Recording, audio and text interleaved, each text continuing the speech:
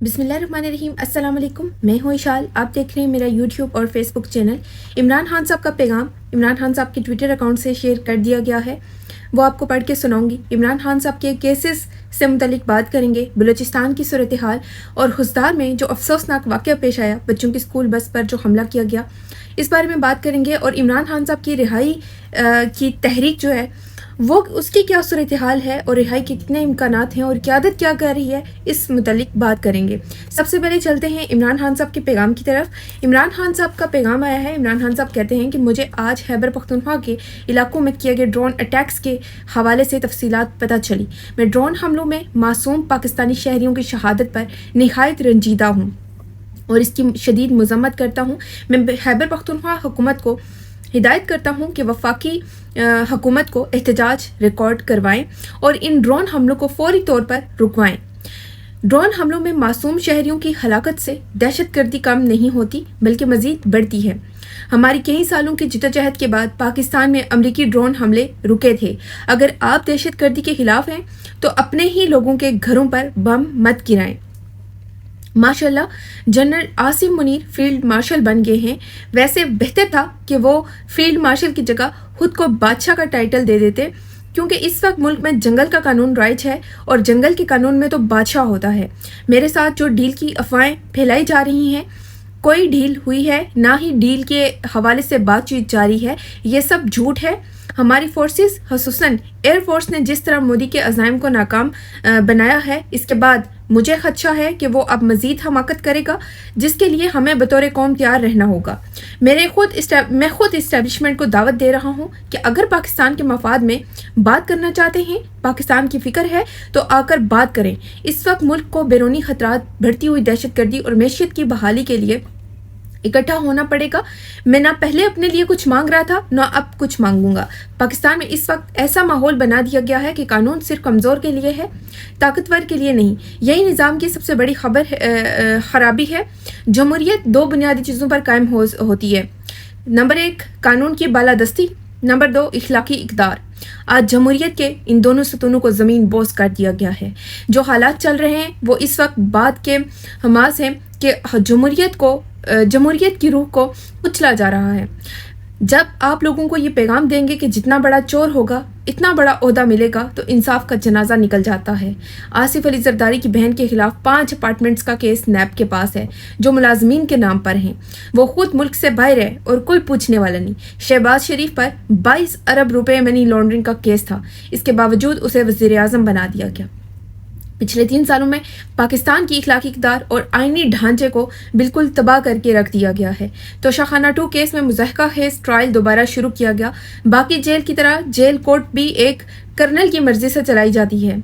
मेरी बहनों और वकला तक को कोर्ट में आने से रोका जा रहा है। मेरे रुफ़का तक को मुझसे मिलने नहीं दिया जाता। मेरे बच्चों से कहीं कहीं माँ मेरी बात नहीं करवाई जाती। मेरी किताबें तक नहीं पहुँचने दी जाती और ना ही मेरे ज़ाती मॉलेज तक रसाई दी जाती है। ये सब अदालती अहकामात और कवानीन की मुसलसल तौहीन है। ये था जी इमरान खान साहब का अडयाला जेल से पैगाम, जो कि उन्होंने कल अपना पैगाम जो है वो वकला और सहाफ़ियों के ज़रिए पहुँचाया। इमरान खान साहब ने जब भी बात की है हमेशा रूल ऑफ लॉ की बात की है। इमरान खान साहब ने आइन और कानून की बालादस्ती की बात की है।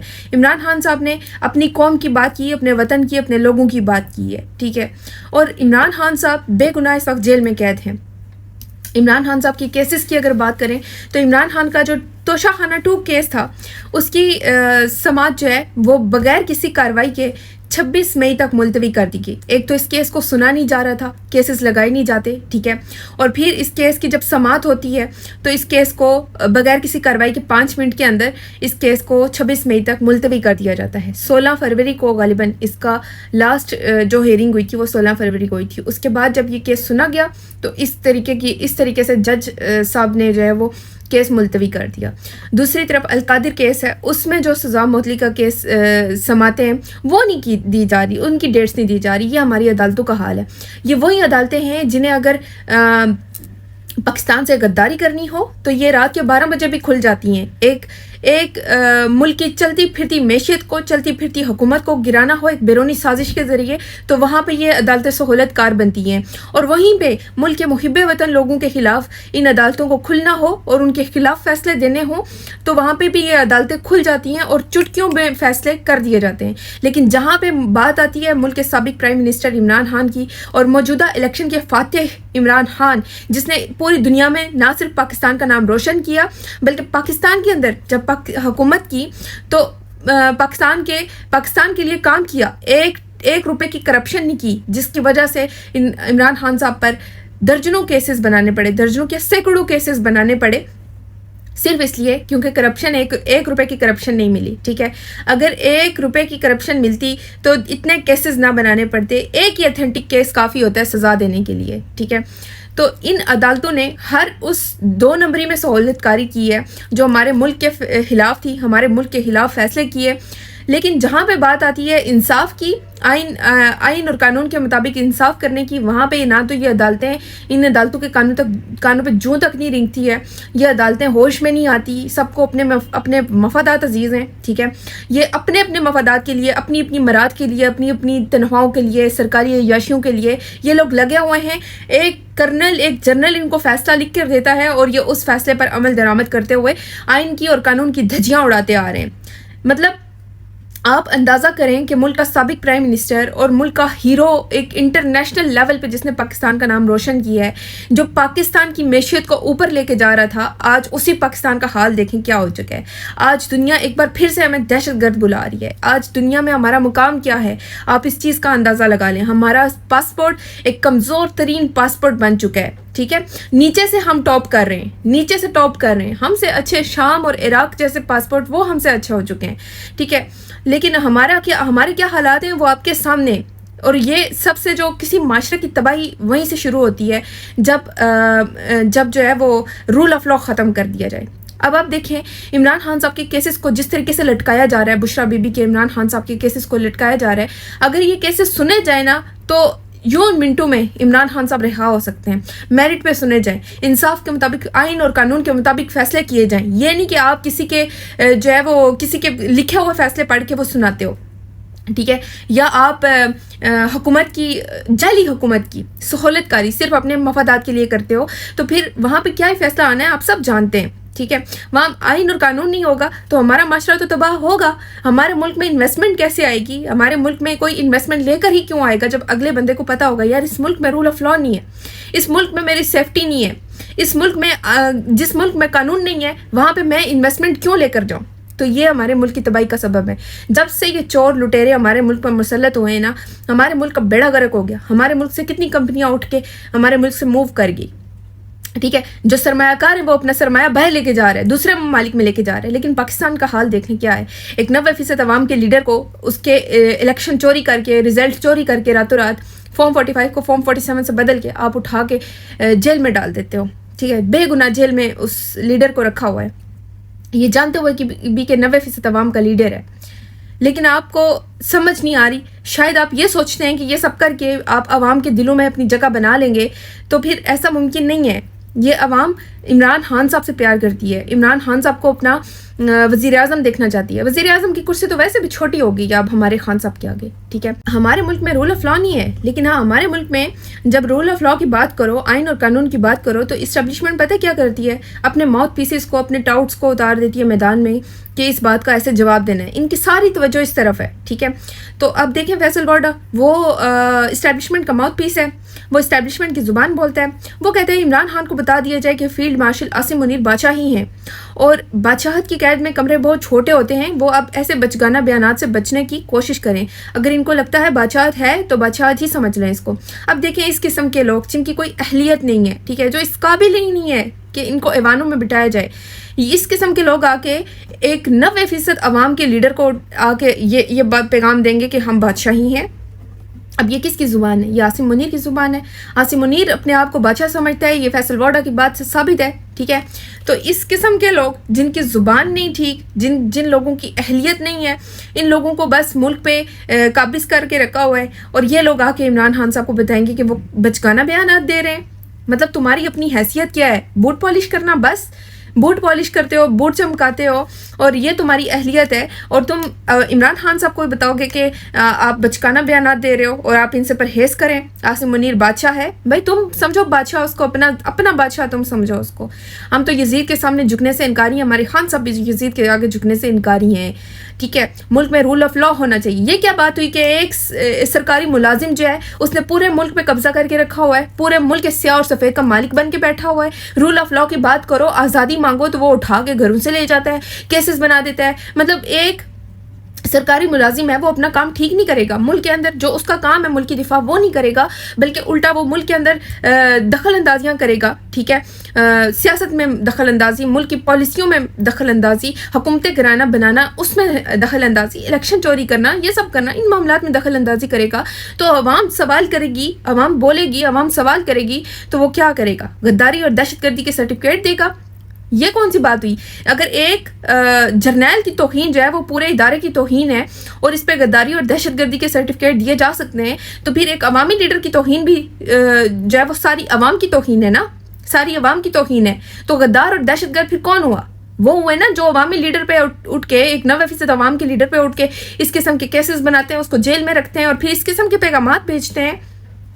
वो हुए ना गद्दार, वो हुए ना दहशतगर्द जो अपना काम नहीं करते, ठीक है, लेकिन अवामी लीडर्स को उठा के तो जेलों में रखते हैं और फिर कहते हैं कि अवाम इनसे प्यार करे। अवाम में से प्यार नहीं करती है। अभी आप देखें इनकी तवज्जो किस तरफ है, इनकी तवज्जो इस तरफ है कि किस तरह, देखिए इमरान खान साहब को इन्होंने बाहर नहीं आने देना, ये बात आप जहन में रखें। इमरान खान साहब बाहर रहेंगे तो भरपूर मुज़ाहमती तहरीक से आएंगे, ठीक है। इन लोगों की तवज्जो सारी इस तरफ है कि किस तरह जो है वो पाकिस्तान तहरीक इंसाफ को तोड़ा जाए, इमरान खान साहब को तोड़ा जाए। इमरान खान साहब जो है वो, अभी आप देखें ना इस किस्म के बयानात भी आ रहे हैं इनके कि इमरान खान साहब माफ़ी मांगे। किस बात की माफ़ी मांगे?